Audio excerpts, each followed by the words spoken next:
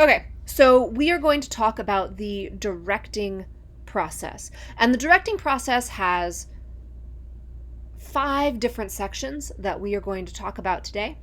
Um, and let's get to it. So first, we're starting with pre-preparation. So this is what happens before the director is even preparing to do the show. Um, so what might happen is a director comes across the play and is compelled. Um, is interested in the play. And the director will read the play and then read the play again and really start to conceptualize it. So, this text is really interesting. What do I see happening? What do I think it means? What are the ideas that I really want to emphasize in this? How do I want it to play and feel and look and sound?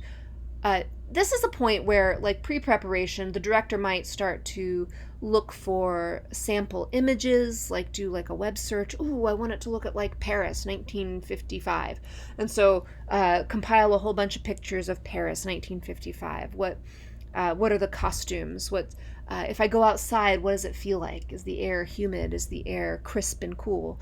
And who might be spectacular in these roles? And sometimes directors imagine famous actors, and sometimes directors imagine actors that they just personally know and enjoy working with, right? So this is the imagining phase. And then a director says, I have these ideas. I wonder who might produce it. And by producing it, this person is the person who helps take it from a concept, this idea, to reality. So the pre-preparation phase really involves lots of conversations. So like one of our local theaters is Mad Cow Theater. So if I wanted to direct a play, I might contact the executive director, Mitzi Maxwell, and I might say, hey, Mitzi, I have been reading Will Eno's The Realistic Joneses, and I just think it would be so wonderful in your space, and this is why, and would you be interested?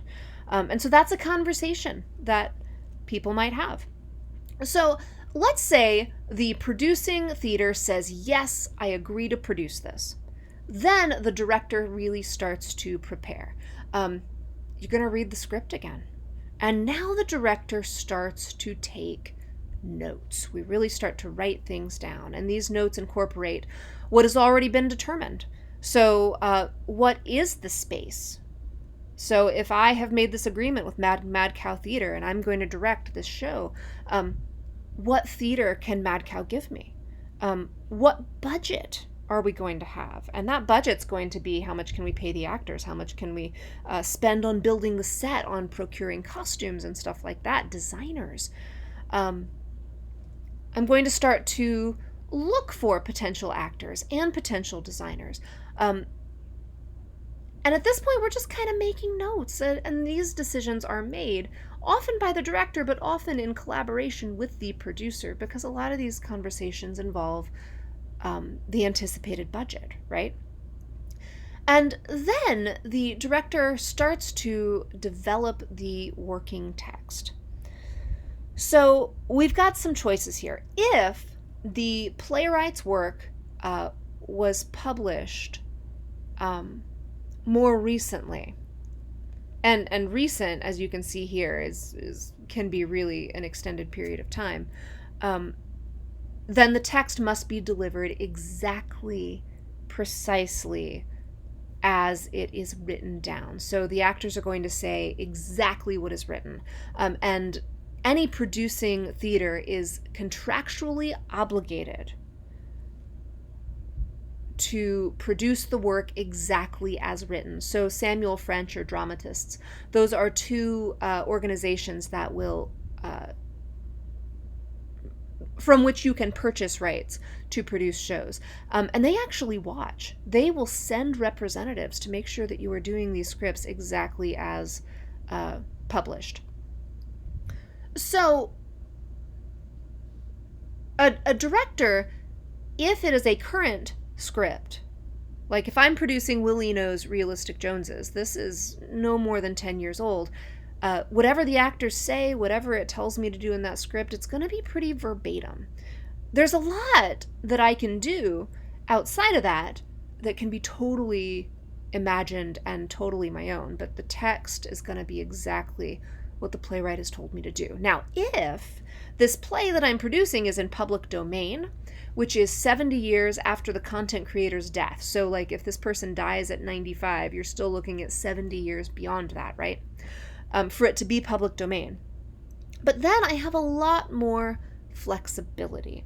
And there's a couple of good reasons for this. So sometimes, if it's an older work, the expectation 100 years ago was that a play was going to be 2 to 3 hours. The current modern expectation for a play is that play is going to be 90 minutes to 2 hours. And so in order for our audiences to really respond well, we are thinking about how do we shorten this? The director is in charge of that. Also, older text can be altered in a number of different ways. So an example the text gives, and we have found a video of it, is Shakespeare's The Taming of the Shrew. I wrote that wrong on the slide. Sorry, guys. The Taming of the Shrew. There is a recent production by Martos that is just called Shrew. And it is a complete refiguring of the script to tell a pretty different story. So I encourage you to watch this video after you have listened to this lecture. The director, once we have moved from preparation, we've done all of these ideas, we know what the script's going to be, if we're going to shorten it, we know what we're shortening, then we start to think about core concept versus high concept. This is the conceptualizing. So every production needs a core concept. Every production does not need a high concept. So a core concept is looking at the director's determination for the most important of the many images, ideas, emotions that are going to emerge from the play. So how is the director going to emphasize going to choose which themes to emphasize? And how will those themes be emphasized? And the director has to make these choices, and the director makes these choices through research and through creative impulse. And sometimes the director will establish a tagline for the show, make some choices on basic tone. All of these things deal with conceptualizing. Now, if we're going to have a high concept, the high concept is looking at the entire play, and how is it even more focused, even more heightened? Often it gets a little bit less realistic. So the entire play, for example, is placed in a concept that's not hinted at within the script. So this could be a physical relocation, like if we put Shakespeare's The Tempest on a spaceship. We have physically relocated that. Sometimes directors will deconstruct the works. They'll focus on artifice, maybe repetitions of lines over and over. They'll look at themes within the script. Maybe it was created realistically and now it is going to be an abstract movement, dancey puppetry piece. Take a look at Ivo van Hove's A View from the Bridge, and we've got a video of that that's available on the page after you watch this video. And that's going to be an example of what a high concept might do. The benefit is when we're looking at high concept, it avoids this potentially museum-like traditions of staging a realistic play. So if we're trying to stage a Shakespearean play realistically, somebody might see that and they'll be like, man, I have seen The Tempest staged realistically like 5 times already. I don't need to see it again. But all of a sudden, if somebody's like, man, it is going to be Romeo and Juliet, but they are on a spaceship and they are aliens. You know what I have not seen? I have not seen the spaceship alien version of Romeo and Juliet. Maybe I need to see it now. And that would be a high concept.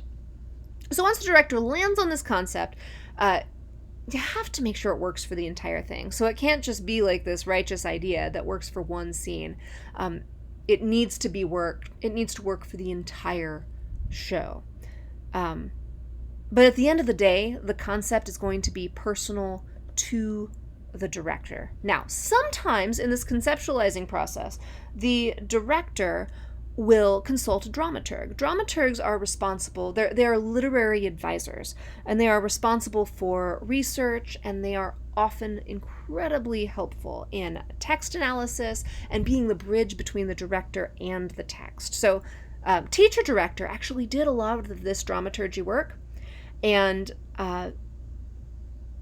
the modern director actually uses dramaturgs.